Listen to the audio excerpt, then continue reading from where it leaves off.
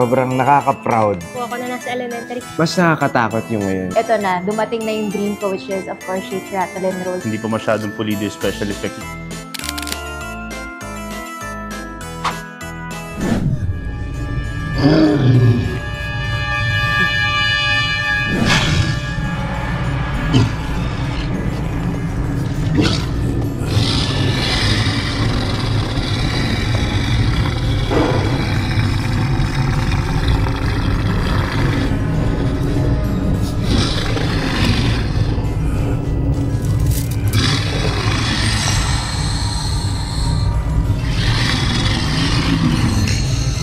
Well, si Tita Mane kasi ano yan queen yan ng ng Shake, Rattle, and Roll, and ang sarap sa pakiramdam na ngayon kasama ko na siya and Shake, Rattle din.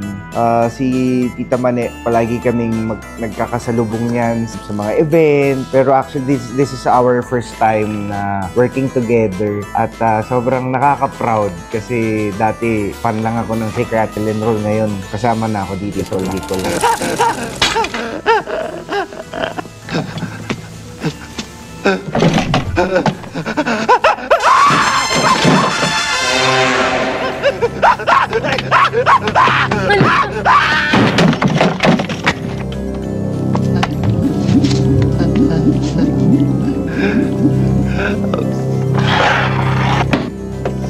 Shit!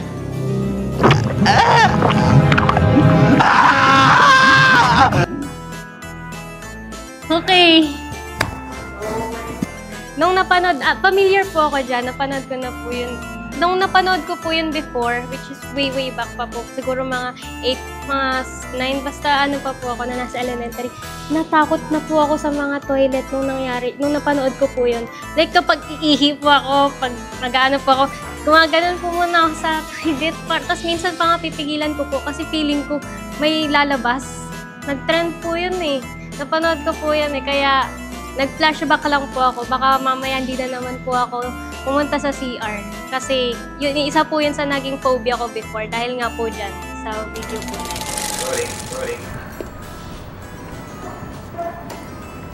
Wow! Oh, si Catherine ba to? Si Catherine mo. Ang fan ako ni Kat. Ever since. Huwag ka matakot. Shake, Rattle, and Roll. Tanggapin mo lang ako. Kailan to? Matutulungan Anong kita. year to? Grabe! Galing! Galing. Anong episode? Parola. Parang feeling ko mas exage para maging effective siya sa screen. Ngayon kasi yung pinapanood ko ngayon, yung luma, parang mas nakakatakot yung ngayon. Detailed feeling ko mas. Siguro gawa na rin ng marami ng yung mga tao ngayon mas nagiging creative na for... Sige, break muna tayo. Check ko lang to, tapos pag-uusapan natin kung saan kayo nahihirapan, okay? Balik kayo after 10 minutes. Opo.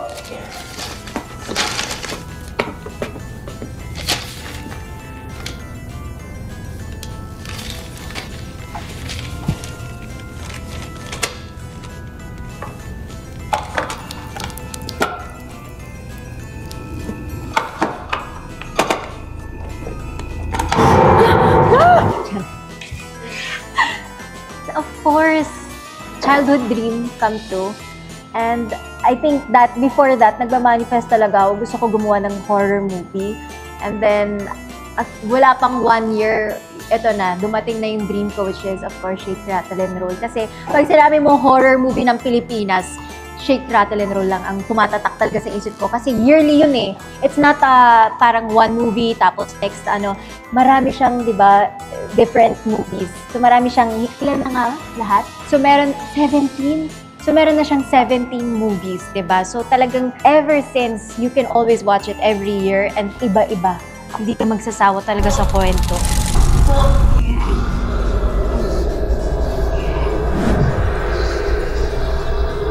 Fashion designer ako! Gawin ka lang!